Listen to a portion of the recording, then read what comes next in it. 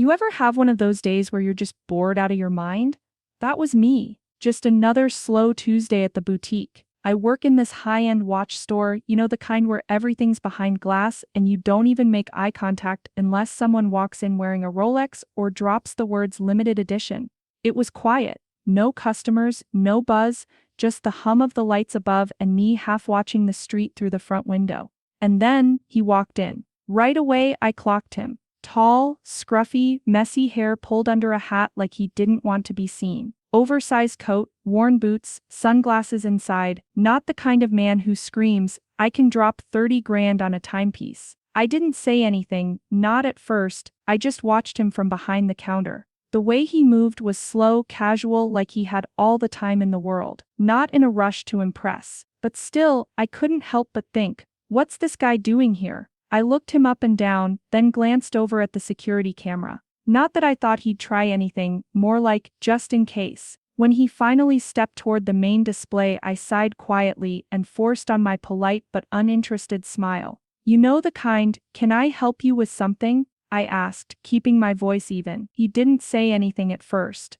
Just looked down at the watches in the case like he was studying them. Then, still without meeting my eyes, he said, "Just browsing." And that's when I thought to myself, right, just another time waster. But I had no idea who I was actually talking to. I didn't even try to hide my skepticism. Honestly, I rolled my eyes the moment I turned around. I've seen his type before, men who wander in, thinking they'll impress someone by dropping big names or pretending to know things they don't. So I greeted him, but coldly. No warmth, no real effort, just the bare minimum. "We do have some pieces starting in the more affordable range, over there." I motioned toward the case near the entrance, the one we usually guide the curious but clueless types to. Nothing wrong with those watches, of course, but they were definitely not the crown jewels of our collection. He glanced over, didn't say much, just kept looking at the higher-end display in front of him. The one with watches worth more than most people's cars. I crossed my arms, annoyed. Seriously, what's the point of pretending? I couldn't help the thoughts running through my head. He probably saw some YouTube video about watches and wants to play expert. Maybe he's trying to impress a date later. Or worse, he's just killing time in between whatever creative job he's pretending to have. The store was quiet, so I didn't have a real excuse to shoo him away. But I tried to make it clear that I wasn't going to roll out the red carpet. "If you're looking for something simple, we also have a few pre-owned models, very popular with collectors on a budget." I said it with a smile, but it was a weapon. A friendly jab wrapped in silk. Still, he didn't bite. No protest, no indignation. Just a soft shrug, like none of it bothered him. He kept browsing, calm, unbothered, like he was used to being underestimated. That's when I noticed something odd. He wasn't glancing around the store like someone faking interest. He wasn't looking at price tags or checking his phone. He was actually focused, studying the watches, quietly, carefully, almost like he was looking for something specific.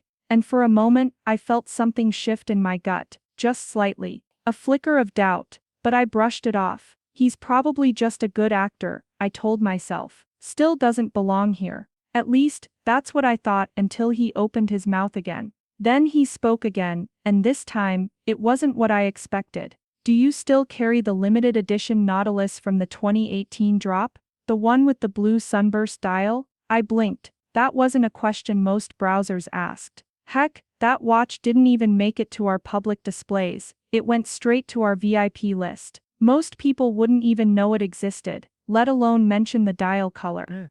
I straightened a little. "That model was reserved through private appointments. We no longer have it." He nodded, not surprised. "What about the Breguet tradition with the open dial? Reference 7097? Now I was thrown. That wasn't just name-dropping, that was specific, detailed. And his pronunciation, spot on. No hesitation.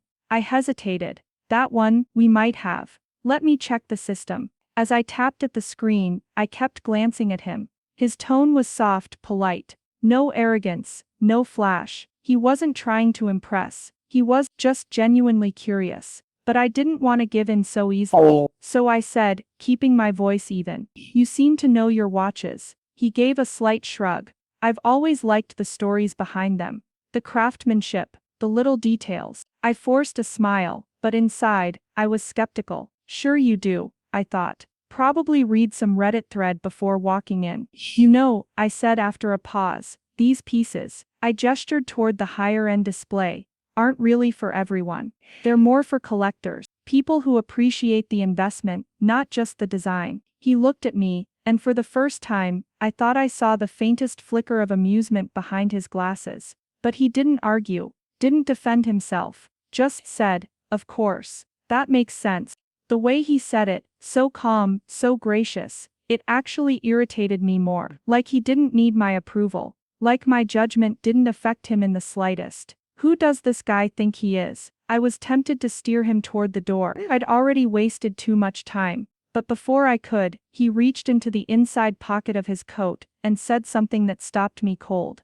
Would you mind taking a look at this for me? I'd like your opinion. I was about to roll my eyes again, until I saw what he pulled out. He reached slowly into the inside pocket of his coat and pulled out a small worn leather pouch. He handled it with care, like it was something sacred. He gently opened it and revealed a watch. No box, no papers, just the timepiece itself, resting in his hand like it had lived 1,000 lives. Would you mind authenticating this? He asked softly, holding it out to me. I hesitated, expecting it to be some knockoff Rolex, or maybe an old Tag Heuer with a scratched dial, something a pawn shop wouldn't even want. But then I saw it. At first glance, it looked unassuming, simple, even. But the closer I looked, the more the details jumped out at me. The platinum casing, the unique engraving on the rotor, barely visible through the sapphire back.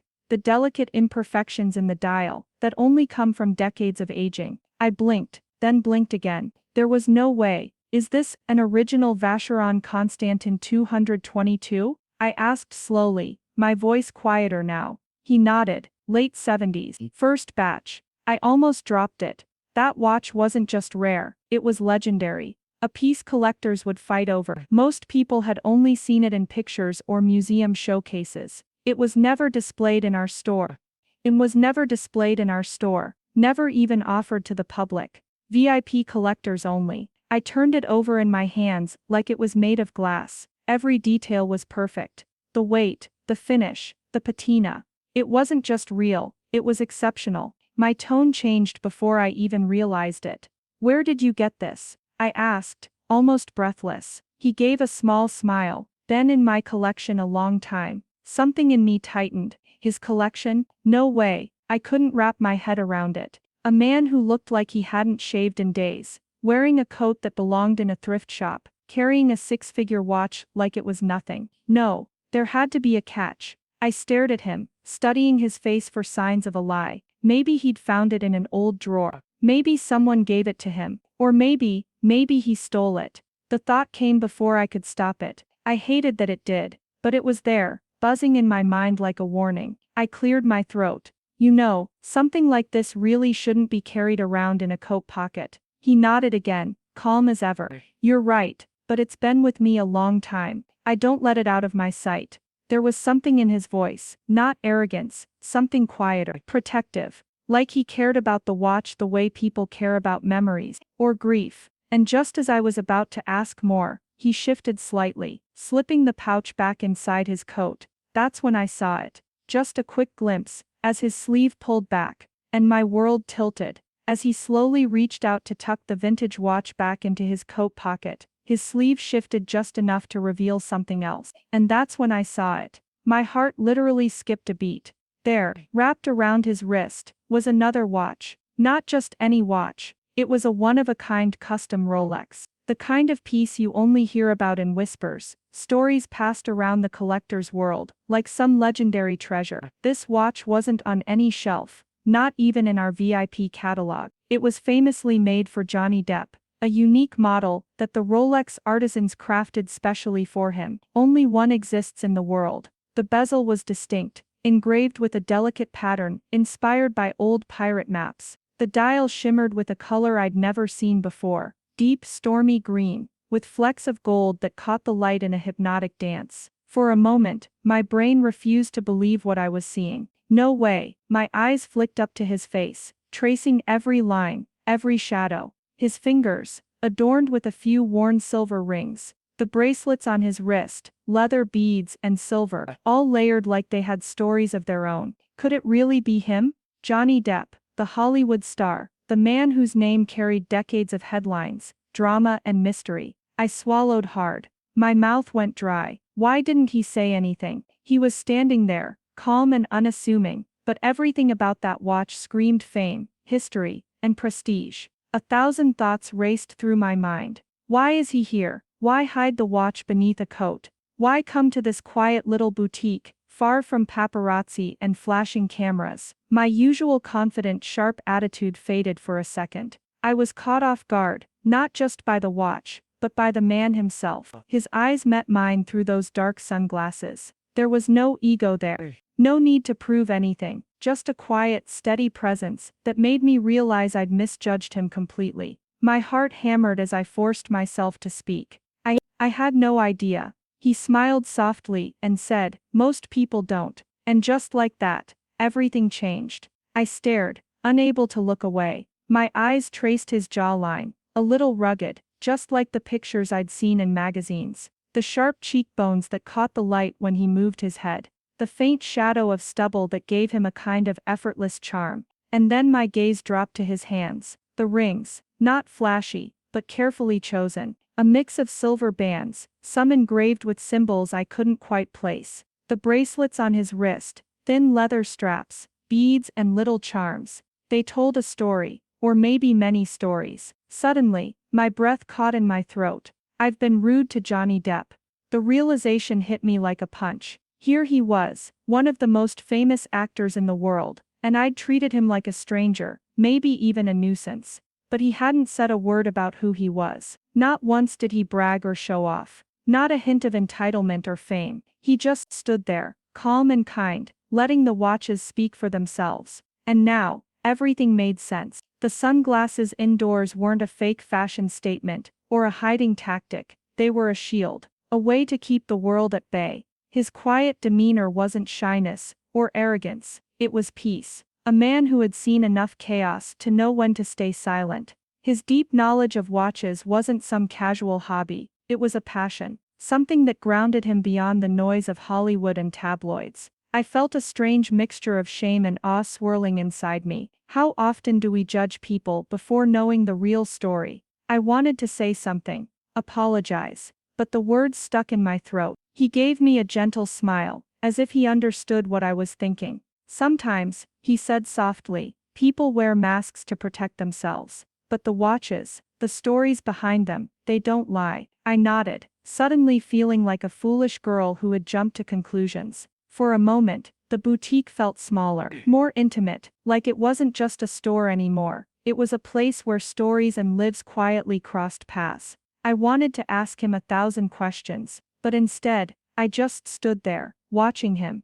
And in that moment, I realized that fame wasn't the man. The watches, the quiet moments, the kindness, that was the real story. I could feel my face flushing, my mouth felt dry, and suddenly I stumbled over my words, like a schoolgirl caught off guard. I wanted to recover, to make up for my coldness and doubt. "Would you like some coffee?